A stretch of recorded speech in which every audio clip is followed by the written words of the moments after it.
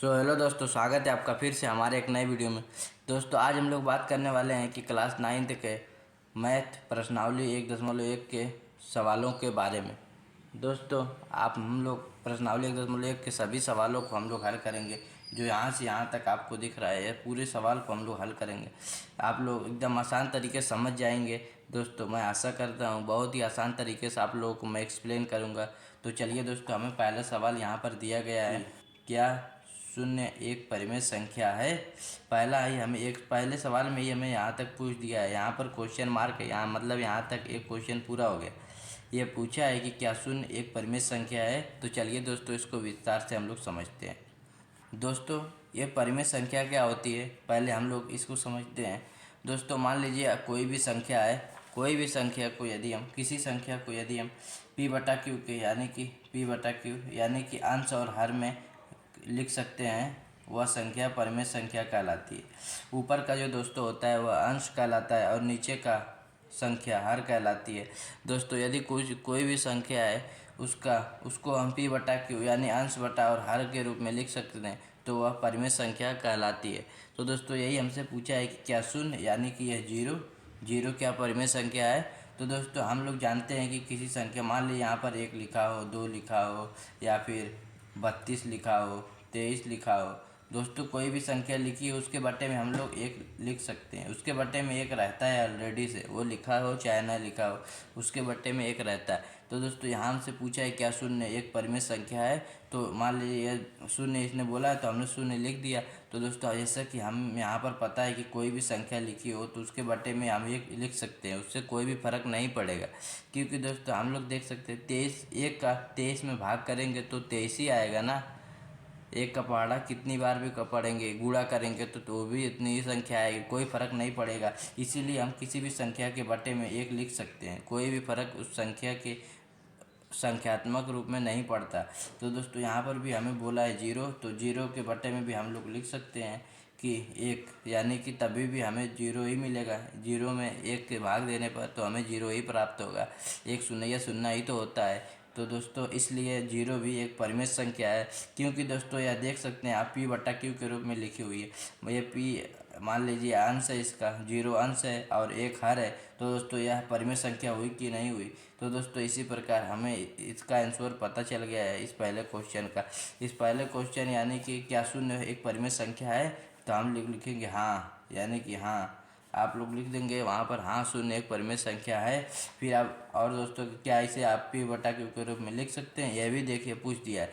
तो दोस्तों हम यहाँ पर देखिए बोले हैं हम यह, फिर अपने उत्तर में यह भी लिखना होगा हाँ हम इसे p/q के रूप में लिख सकते हैं। अब दोस्तों यहाँ पर चलिए हम लोग इस पहले क्वेश्चन को हल करते हैं।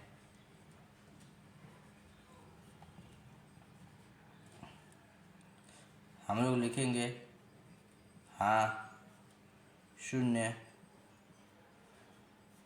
एक परिमेय संख्या है।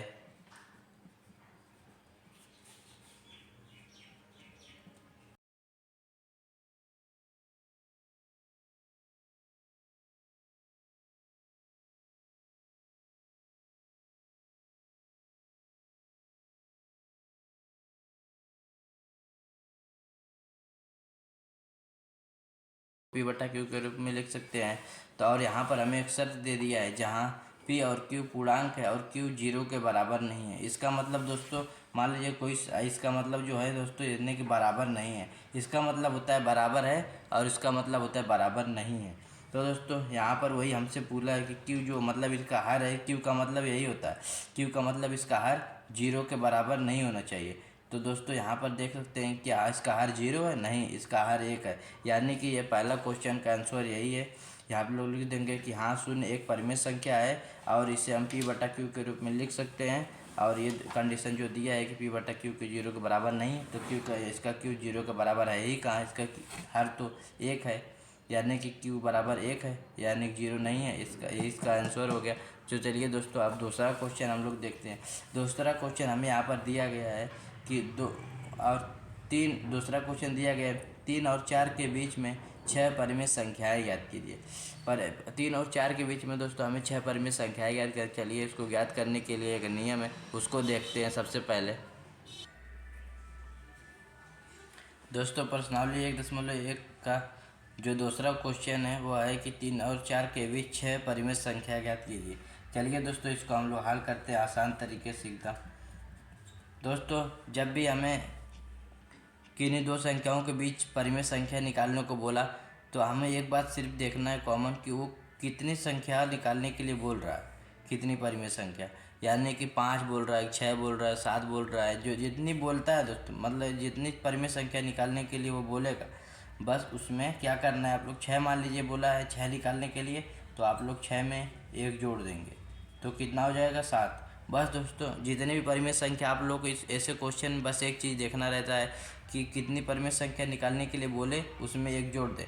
1 जोड़ने के बाद जो जितना आए उस इन संख्याओं से, मान लीजिए 3 है जो संख्या दी रहती है, पहली संख्या और दूसरी संख्या दोनों में इससे गुणा और भाग कर देंगे, गुणा और भाग कर देंगे। दोस्तों जो निकल कर आएगा 7 तरीके 21 होता है, 21/7। और फिर दोस्तों ये 4 है, इसको भी ऐसे तरीके से करेंगे। यहाँ पर हम लोग बराबर का चिन्ह लगा लेते हैं। फिर उसके बाद इस 4 से भी 7 से गुणा और 7 से भाग कर देंगे, इसको भी लिख देंगे। 7 चौक 28 हो जाएगा, 7 कम 7, 7 दूनी 14, 7 तिरक 21, 7 चौक 28, यानी कि 7 का 4 में गुणा करके और नीचे 7 है तो 7 लिख देंगे। और इसी प्रकार दोस्तों हम लोग जितनी भी संख्या हमें दी रहेगी उसी को इस प्रकार से हम लोग लिख देंगे। जितनी भी परिमेय संख्या निकालने के लिए बोले उसमें 1 जोड़ देना है हमें, और फिर उसके बाद जो संख्या दी हो दोनों संख्या उसमें दोनों में उसका गुणा और भाग करके निकाल देंगे। और फिर दोस्तों फिर उसके बाद जो आएगा इस प्रकार देखिए, अब यहाँ पर 21/7 और यहाँ पर 28/7 आया है, तो दोस्तों हम यहाँ पर लिखेंगे कि 3 और 4 के बीच 6 परिमेय संख्याएं हैं। बस दोस्तों इसको लिखने के बाद हमें जितनी भी परिमेय संख्या निकालने के लिए बोले अब उसको इनको बस इनके आगे के नंबर को लिख लेना। पहले हमें 21/7 लिखना है, 21/7 हो गया। फिर उसके बाद दोस्तों हमें यहाँ पर लिखना है 28/7, यानी कि पहला और दूसरा दोनों लास्ट तक लिख लेंगे। फिर उसके दोस्तों इसके बीच के नंबरों को कामा लगा लगा के जोड़ते चले जाएंगे, यानी इस हर को एसिटीज़ रह देंगे, बस इसके अंश के अगले नंबर को हम लोग लिखते चले जाएंगे। यहाँ पर 21 है तो 22/7, यहाँ 22 है तो 23/7। फिर उसके बाद दोस्तों आता है 24/7, 25/7, यहाँ पर जगह कम पड़ रही है, 25/7, 26/7, 27/7। फिर उसके बाद दोस्तों लास्ट का जो ये बचा है उसको उतार देंगे 28/7। आप देख सकते हैं दोस्तों 6 परिमेय संख्या निकालने के लिए हमें बोला था, आप यहाँ पर काउंट करके देख सकते हैं 1 2 3 4 5 6। दोस्तों हम लोग यहाँ पर देख सकते हैं कि इन दो को छोड़ा कर ये दो तो हमें पहले से ही प्राप्त हो गई थी। दोस्तों इनके बीच की हमें बोला है ना, इनके बीच की देखिए आप लोग यहाँ पर देख सकते हैं कि ये हमें इनके बीच की बोला है। इनके बीच की मतलब 3 और 4 के बीच में जितनी संख्याएँ हैं परिमेय उनको निकाल कर दिखाइए। दोस्तों यहाँ पर आप लोग देख सकते हैं कि इनके बीच की एकदम आसान तरीके से हम लोग 6 परिमेय संख्या निकाल कर दिखा दिए हैं, जो कि एकदम आसान तरीका है। दोस्तों ऐसा तरीका आप लोगों को बहुत कम देखने को मिलेगा, एकदम बिल्कुल ही आसान तरीका है। दोस्तों बस हम लोग को क्या करना है, जितनी संख्या दे रहे उस निकालने के लिए जितनी संख्या दी रहे उसमें 1 जोड़ देंगे। यहाँ इस प्रकार से मैंने जोड़ा है उसमें से 1 जोड़ के, और जो संख्या दी हमें दोनों संख्या यहाँ पर इसके स्थान पर हमें कोई भी संख्या दिया जा सकता है, उसमें दोनों संख्याओं में अलग अलग से उस जितना आएगा, मतलब जोड़ने पर 1 जितना आता है इन दोनों संख्याओं में अलग अलग से गुणा और भाग करके और इनके बीच की जितनी परिमेय संख्याएँ हैं उनको हम लोग लिख देंगे, हमारा आंसर आ जाएगा। चलिए दोस्तों इसी प्रकार से अब हमें तीसरा क्वेश्चन दिया गया है कि 3/5 और 4/5 के बीच 5 परिमेय संख्याएं हमें ज्ञात करनी है। तो चलिए दोस्तों इसको भी हल करते हैं हम लोग एकदम आसान तरीके से।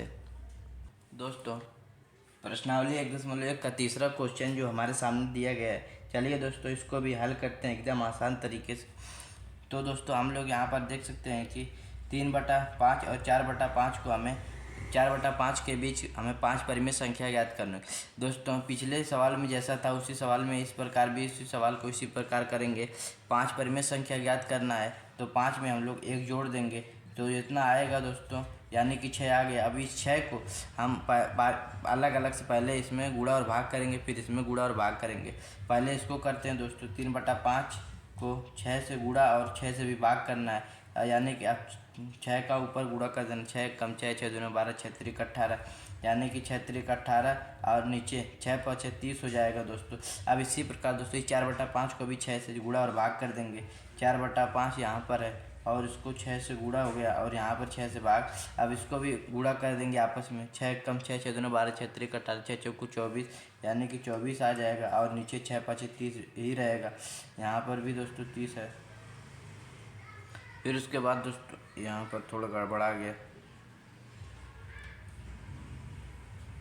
फिर उसके बाद दोस्तों हम आगे क्या करना है उसके लिए हम यहाँ पर देखते हैं।